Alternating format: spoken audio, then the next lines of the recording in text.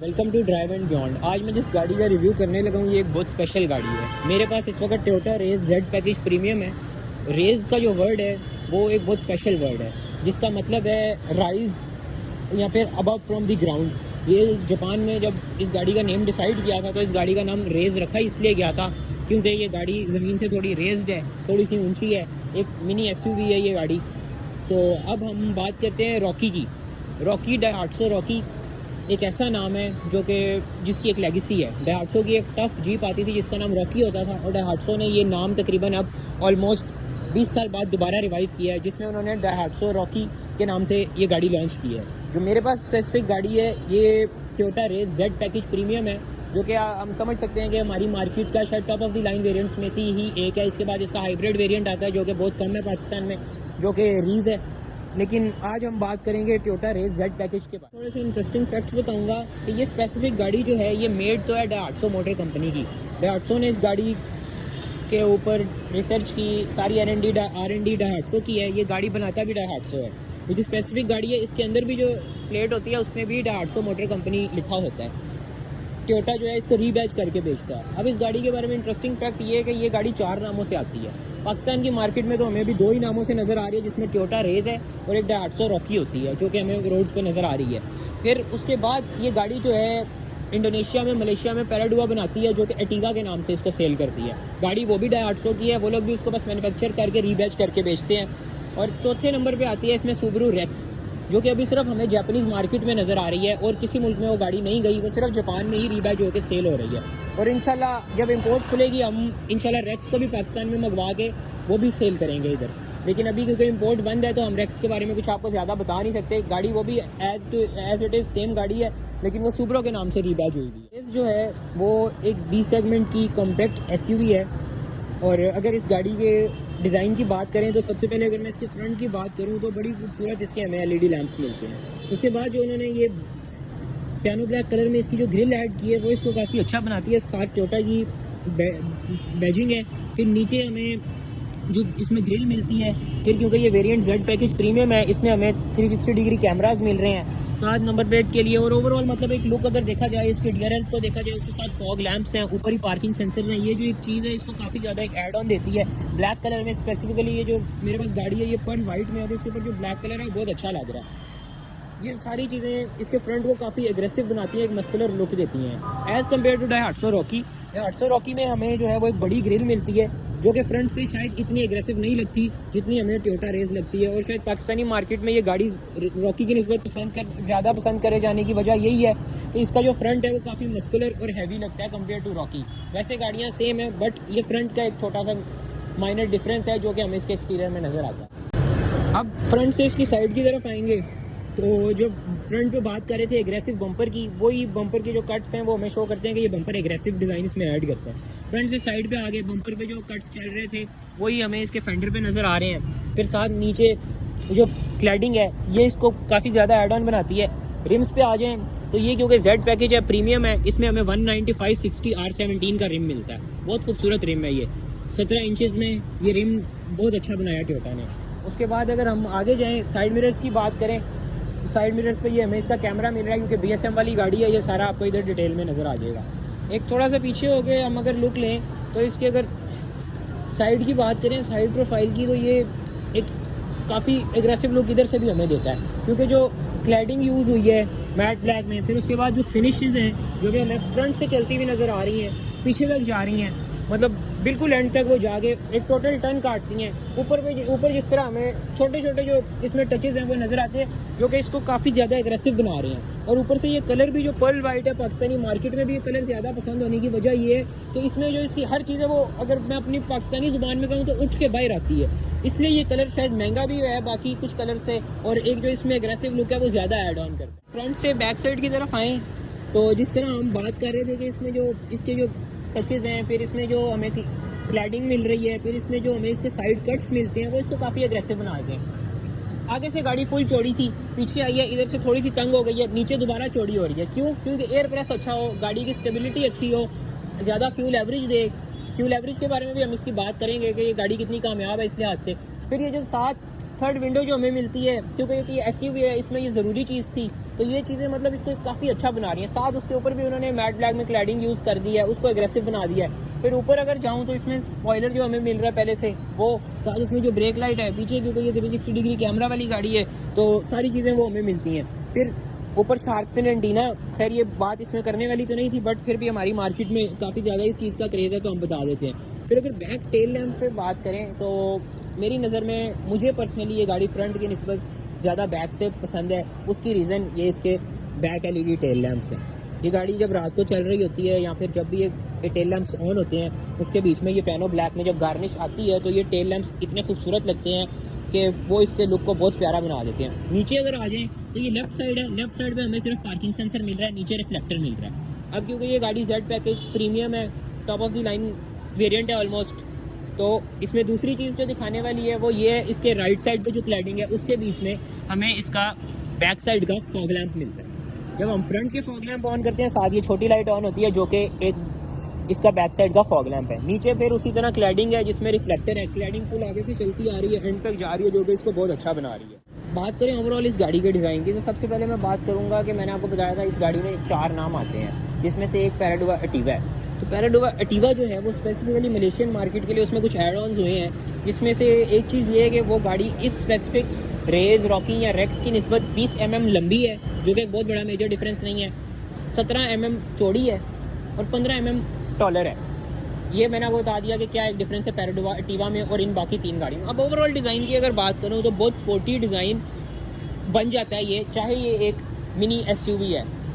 उसकी रीज़न ये है कि इस गाड़ी के जिस तरह से इसमें जो हमें कट्स मिल रहे हैं, वो जब एयर को प्रेस करते हैं एयर कट्स लगते हैं, तो ये गाड़ी हाईवे पे बहुत ज़्यादा स्टेबल हो जाती है। और ओवरऑल जो इसका एक स्पोर्टी लुक है उसको ये साथ में इसका डिज़ाइन, स्टेबिलिटी और इसकी जो फ्यूल एवरेज है वो भी प्रोवाइड करता है। अब फ्यूल एवरेज वो किस तरह प्रोवाइड करता है, वही बात है कि जो इसके कट्स हैं वो जब एयर प्रेस अच्छा हो जाता है तो वो जो कट्स हैं वो हवा को क्रॉस होने देते हैं और गाड़ी पे जो वो एक फ्रिक्शन है वो कम से कम लगती है, जिसकी वजह से इस गाड़ी की फ्यूल एवरेज बहुत अच्छी है। हम आएंगे टोयोटा रेज के इंजन की तरफ। इस गाड़ी में हमें टोटल 3 ट्रिम्स मिलती हैं, जिसमें हमें 1 लीटर टर्बो मिलता है जो कि ये है। फिर इसमें एक 1.2 लीटर इंजन मिलता है जो कि बहुत कम आया है और अब मेरे ख्याल से डार्टसन ने उसको डिसकंटिन्यू करने का सोच दिया। थर्ड हमें जो इसमें ट्रिम मिलती है वो है 1.2 लीटर हाइब्रिड की। अब इसकी जो हाइब्रिड टेक्नोलॉजी है वो रीव टेक्नोलॉजी है, ठीक है। जो इसमें हाइब्रिड वेरिएंट है उसका जो इंजन है वो एज अ जनरेटर काम करता है, जो कि बैटरी को चार्ज करता है। गाड़ी चलती बैटरी पे है। REEV रीव जो है वो एक नई टेक्नोलॉजी है, रिसेंटली हाइब्रिड में लॉन्च हुई है। और टोयोटा रेस में जो हाइब्रिड में टेक्नोलॉजी यूज़ हो रही है वो भी रीव ही है, मतलब वो गाड़ी भी रीव ही है। वो गाड़ी बैटरी पे चलेगी और इस गाड़ी का जो इंजन है वो सिर्फ एज अ जनरेटर काम करेगा, जो कि जब उसकी बैटरी ख़त्म हो जाया करेगी या फिर बैटरी लो पे चली जाया करेगी तो उसका इंजन एज अ जनरेटर काम करके उसकी बैटरी को चार्ज किया करेगा। जो पेट्रोल है उसको इंजन यूज़ किया करेगा to become a generator and then charge the battery as a generator. जैसे जनरेटर चीज़ें चार्ज करता है उसी तरह वो बैटरी को चार्ज करेगा और वो गाड़ी एक रीव हाइब्रिड है। करते हैं कि इसकी जो डिफरेंट इंजन के ट्रिम्स हैं उनकी पावर क्या है, वो क्या प्रोड्यूस करते हैं। तो सबसे पहले अगर ये 1 लीटर टर्बो की बात करें तो ये 72 kV है और 97 to 98 हॉर्स पावर प्रोड्यूस करता है। जो टॉर्क है वो 140 न्यूटन मीटर्स का है। 1 kR VET इंजन है कंबाइंड विद CVT ट्रांसमिशन। फिर इसके बाद जो 1.2 लीटर होता था वो 64 से 65 किलोवाट्स और फिर 86 to 87 उसकी हॉर्स पावर थी। 113 न्यूटन मीटर उसका टॉर्क है। WAVE इंजन कोड है और CVT ट्रांसमिशन उसमें भी हमें मिलती थी। अब अगर हाइब्रिड ई स्मार्ट वाले की बात करें तो वो 82 उसकी हॉर्स पावर है और 105 न्यूटन मीटर उसका टॉर्क है। और उस टेक्नोलॉजी को जो कि रीव टेक्नोलॉजी उसको डाइहाट्सो ने नेम दिया डाइहाट्सो ई स्मार्ट हाइब्रिड। और अब अगर ओवरऑल इसके गियर की तरफ आ जाएं तो इसका जो गियर है वो एक ट्रेडिशनल CVT नहीं है, वो ऐसा है जिसको DCVT कहा जाता है। अब DCVT क्या चीज़ है, उसमें ऐसा है कि जब गाड़ी स्लो स्पीड पे है तो वो बेल्ट पे ही काम कर रहा है। जब गाड़ी तेज़ होती है तो वो जो है गियर शिफ्टिंग करने लग जाता है, फिर वो अपने जो गियर्स है वो एंगेज करता है। आमतौर पे वो एज अ बेल्ट वाला जो सिंपल CVT है वो काम करता है। जब गाड़ी हायर स्पीड पे होती है टू मेंटेन फ्यूल एवरेज वो एज अ DCVT काम करने लग जाता है। एक काफ़ी अच्छी चीज़ जो हमें इस गाड़ी में मिलती है वो ये है कि इस गाड़ी की जो हमें ट्रंक है वो हमें प्लास्टिक में मिलती है। ये काफ़ी अच्छा है, गाड़ी अगर हिट हो जाए तो आपका मेटल पीस का मेजर जो है नुकसान नहीं होता, आप प्लास्टिक की ट्रंक ही दोबारा लगा सकते हैं। अच्छी आपको स्पेस मिलती है ट्रंक में, और फिर नीचे आपको जो है इसका 17 इंचज़ का एक्स्ट्रा टायर मिलता है। अब हम आते हैं अपनी Toyota Raize Z package premium के इंटीरियर की तरफ। तो सबसे पहले हम इसका स्टार्टअप देखते हैं। गाड़ी को हमने स्टार्ट किया, ये इसकी की थी मेरे पास, ये मैंने रखी। अब स्टार्टअप आया हमारे पास। अब ये क्योंकि जेड पैकेज प्रीमियम है तो इसमें सबसे मेन चीज़ जो है वो इसके 360 डिग्री कैमराज हैं। 360 डिग्री कैमराज को हम दिखाएंगे। सबसे पहले ये मैंने बटन दबाया, हमें इसके स्टीयरिंग में उसके स्विचेस मिल रहे हैं। मैंने बटन को प्रेस किया, इसका 360 डिग्री कैमरा एक्टिव हो गया, जिसमें सारे मोड्स वो दिखाते हैं, रेयर से, फ्रंट से, फिर आपकी साइड्स, और ये 7 डायनामिक है कि मतलब जिधर को आपका टायर टर्न होगा आपकी स्क्रीन में भी वो शो करेगा, और आपका जो 360 डिग्री कैमरा है वो भी उसी हिसाब से एक्टिव होगा। और अब अगर मैं टर्न के टाइम करूं, वो साइड्स में भी दिखा रहा है, उसी तरह मुझे स्क्रीन में दिखा रहा है। अब मैं अगर रिवर्स पे जाऊं तो फिर भी ये डायनामिक रहता है। तो ये क्योंकि जेड पैकेज प्रीमियम है, इसमें हमें ये BSM ये चीज़ें कुछ मिलती हैं, और इनका जो कंट्रोल्स हैं वो हमें स्टीयरिंग में मिलती हैं। अब स्टीयरिंग स्विचेस मजीद बात करते हैं, क्योंकि जो बेसिक वेरिएंट होता है, जो सबसे बेसिक है, उसमें हमें इतने स्टीयरिंग स्विचेस नहीं मिलते, इतने फीचर्स नहीं मिलते। तो रेडार तो इस गाड़ी में स्टैंडर्ड है, उसके अलावा BSM, 360 डिग्री कैमरा, ऐसी चीज़ें जो हैं वो टॉप वेरिएंट्स में आती हैं। तो अब अगर आगे आ जाएं तो स्टीयरिंग स्विच पे अगर बात करें तो इधर हमें जो मेन है वो 360 डिग्री कैमरा का बटन मिलता है। इस साइड पे हमें चीज़ें मिलती हैं जो कि आपको बताने वाली हैं। उसमें से सबसे पहले इसका लेन असिस्ट है, जो कि अभी मुझे इसकी स्क्रीन पे भी शो हो रहा है। फिर उसके बाद मुझे इसका एडेप्टिव क्रूज कंट्रोल मिलता है, जो कि इस साइड पे है। ये कुछ चीज़ें हैं जो कि हमें इस वेरिएंट में मिलती हैं, शायद बाकी वेरिएंट्स में हमें ये चीज़ें नहीं मिलती, और यही चीज़ें हैं जो कि इसको काफ़ी यूनिक बना रही हैं। अब इसका जो स्टीयरिंग है उसमें हमें इसका क्लस्टर है, मीटर क्लस्टर, उसमें हमें डिफरेंट इन्फॉर्मेशन शो होती हैं। तो सबसे पहले मैं दिखा रहा हूँ इसकी पेट्रोल एवरेज, जो कि 18 किलोमीटर्स है। अब इसकी जो पेट्रोल एवरेज के बारे में थोड़ी सी बात कर लेते हैं। उसका रीज़न ये है कि इस गाड़ी का जो डिज़ाइन है वो इसको बहुत अच्छा बनाता है, जिस तरह मैंने बाहर बात की एयर प्रेस की वजह से। सेकेंडली, इस गाड़ी का जो इंजन है वो काफ़ी एफिशिएंट इंजन है, टर्बो होने के बावजूद एक बहुत हैवी बॉडी नहीं है, इसलिए ये इसको एक जो है काफ़ी फ्यूल एफिशिएंट गाड़ी बनाती है। उसके बाद आगे देखते हैं, इधर मुझे ये इसके लेन असिस्ट शो कर रहा है, उसके बाद ये हमें क्लॉक शो कर रहा है। बाद में कोई वार्निंग, अगर मतलब आपकी गाड़ी की कोई मेंटेनेंस ड्यू है या कोई और चीज़, वो आपको बता रहा है, क्योंकि इसकी मेंटेनेंस ड्यू है, ये वो मुझे बता रहा है। अब इधर आ जाती हैं सेटिंग्स में हमें इसकी ब्राइटनेस सेटिंग्स मिल जाती हैं, फिर हमें इसकी स्क्रीन सेटिंग, इसकी टाइम सेटिंग्स मिल गई। फिर उसके बाद हमें कई डिफरेंट सेटिंग्स, जिसमें मैं इसका मीटर भी अपनी मर्जी से सेलेक्ट कर सकता हूँ। मैं इसका मीटर, लोगों ने स्टैंडर्ड पाकिस्तान में मोस्टली ये रखा हुआ है, बट मुझे ये नहीं पसंद, तो मैं इसको चेंज करूँगा। मैं यहाँ तो ये कर दूंगा, या ये कर दूंगा, या ये कर दूंगा, हम ये कर देते हैं। तो अब ये आपके सामने है। मतलब ये कुछ ऐसे फीचर्स हैं जो कि हमें काफ़ी एक अच्छी चीज़ है मार्केट के लिए। क्लॉक भी अब चेंज हो गई, साथ उसके साथ वही जो पहले हम देख रहे थे, इसका लेन असिस्ट और साथ इसकी पेट्रोल एवरेज। तो ये चीज़ें, ये कुछ फीचर्स हैं, इसको काफ़ी अच्छा बनाते हैं। उसके बाद अगर ओवरऑल इंटीरियर की बात करें तो आगे चलता हूँ। इधर क्लाइमेट कंट्रोल हमें मिलता है, और फिर ये क्योंकि हमें जो इसका बेसिक वेरिएंट है उनमें नहीं इस तरह मिलेगा। साथ हमें पुश स्टार्ट का बटन है, साथ हमें इसका गियर मिलता है। गियर न्यूट्रल पे मैंने इस वक्त गाड़ी ड्राइव पे की है। उसके साथ मुझे इसका स्पोर्ट्स मोड मिलता है, जिसमें अब ये गाड़ी स्पोर्ट्स पे चली गई है। मीटर में स्पोर्ट्स शो हो रहा है। अगर मैं चाहूँ तो इसका मैनुअल शिफ्ट पे ले आता हूँ। ये मैनुअल 1 पे चली गई है गाड़ी, तो मैनुअल शिफ्ट है। नीचे को गियर जो है वो डाउन होगा, ऊपर को गियर अप होगा, क्योंकि अब गाड़ी खड़ी हुई है तो गियर अप नहीं करेगी, मुझे वार्निंग देगी। तो ये मैंने आपको इसके फीचर्स बताए। उसके बाद इसमें हमें हीटेड सीट्स मिलती हैं, driver passenger both. Driver seat जो है वो एडजस्टेबल भी है। उसके बाद हम अगर ऊपर इंटीरियर की बात करें तो इंटीरियर की जो फील है वो आपको एक मिनी SUV वाली ही आती है। एक बल्कि जो लुक है इंटीरियर में वो इन्होंने मेंटेन किया है, जिसमें हम इसके AC वेंट्स को अगर देखें, फिर अगर इसके पैसेंजर और ड्राइवर AC वेंट्स को देखें तो वो इसका डिज़ाइन बनाते हैं। इधर हमें एयर बैग मिलता है, कर्टेन हमें एयर बैग मिलते हैं, साइड्स में हमें एयर बैग मिलते हैं, सीट्स में, स्टीयरिंग में हमें एयर बैग मिलता है। सेफ्टी के लिहाज से मतलब ये गाड़ी जो है, क्योंकि अब टोयोटा जापान में या फिर दुनिया में ओवरऑल स्टैंडर्ड्स में कॉम्प्रोमाइज़ है ही नहीं, तो एयर बैग्स इसमें हमें पूरे मिलते हैं। ओवरऑल जो एक इंटीरियर का लुक है वो मैंने आपको दिया। जेड पैकेज प्रीमियम है तो इसमें देखा जाएगा, आपको मैं दिखाऊं, ये देख रहे हैं आप, सीट्स में आपको रेड कलर में लाइनिंग मिल रही है। ये चीज़ें जो है ये सादे वेरिएंट्स में नहीं मिलती। ये कुछ डिफरेंसेस हैं जो कि मतलब कॉस्मेटिक चीज़ें भी हम इनको कह सकते हैं, लेकिन एट द एंड ये प्राइस में एक बहुत बड़ा डिफरेंस बनाते हैं इन डिफरेंट वेरिएंट्स में। और अब क्योंकि इम्पोर्ट बंद हुई हुई है, तो वैसे भी मेरी नज़र में ये गाड़ी जो है मार्केट में अराउंड अबाउट 70 ही इस वक्त कॉस्ट कर रही है, जेड पैकेज प्रीमियम, जिसमें आपको 360 डिग्री कैमरा मिल रहा है। तो ये चीज़ मैंने आपको एक इंटीरियर का ओवरऑल लुक दिया। अब जो कुछ चीज़ें रहती हैं वो मैं आपको दिखाऊंगा। ओवरऑल इस गाड़ी का कॉम्प्रिहेंसिव रिव्यू करने की आप लोगों के लिए कोशिश की है। इसके बाद में भी कुछ मजीद चीज़ें हैं वो भी आप लोगों के साथ आप लोगों को शो करते हैं। अब अगर ओवरऑल बात की जाए रेस वर्सेस रॉकी, कौन सी गाड़ी ख़रीदनी चाहिए, तो आई थिंक अगर आपको टोयोटा का बैच चाहिए तो फिर तो आपको विदाउट एनी डाउट रेस की तरफ जाना चाहिए। और फिर कुछ लोग कहते हैं कि रॉकी क्यों नहीं। अगर मैं खुद हूँ पर्सनली तो मैं शायद रॉकी की ही तरफ जाऊँ, क्योंकि आपको पता है कि गाड़ी जो है एक बहुत अजीब सा मिक्सचर बन चुका है टोयोटा की। इसमें हमें पाकिस्तान में बैजिंग नज़र आ रही है हर जगह, और गाड़ी जो है इंजीनियरिंग या फिर ओवरऑल गाड़ी जो है वो 850 की है। तो प्राइस में भी एक डिफरेंस आ जाता है। प्राइस में इन दोनों बैजेस की वजह से डिफरेंस है। ऑब्वियसली जब आप रीसेल के लिए जाते हैं तो शायद रेस की रीसेल वैल्यू ज़्यादा है बिकॉज ऑफ इसका जो टोयोटा का टैग है। तो अगर आपके पास अगर आप जेड पैकेज या फिर टॉप ऑफ द लाइन कोई गाड़ी लेना चाह रहे हैं तो फिर मैं आपको सजेस्ट करूंगा आप रेस की तरफ ही जाएं।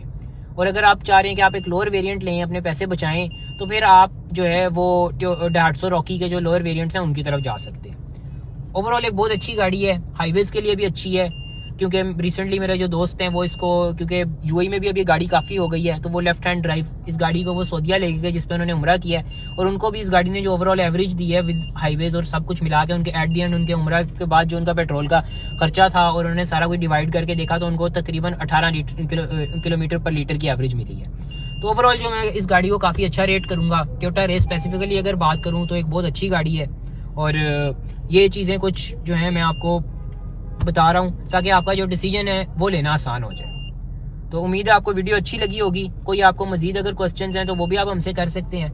बाकी अगर आपने टोयोटा रेस 850 रॉकी कोई भी गाड़ी खरीदनी है, कोई जापानीज़ गाड़ी आपने खरीदनी है, एक्वा अगर आपने खरीदनी है हाइब्रिड जो कि बहुत अच्छी गाड़ी है, तो आप हमसे कॉन्टेक्ट कर सकते हैं। मैं आपको फ़ोन नंबर दे दूँगा।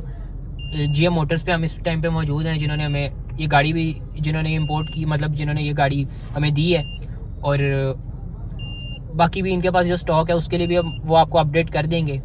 तो हम सारे कॉन्टैक्ट इन्फॉर्मेशन और हर चीज़ आप लोगों के साथ शेयर करेंगे ताकि आपके लिए जो बाइंग है डिसीजन है वो आसान हो जाए।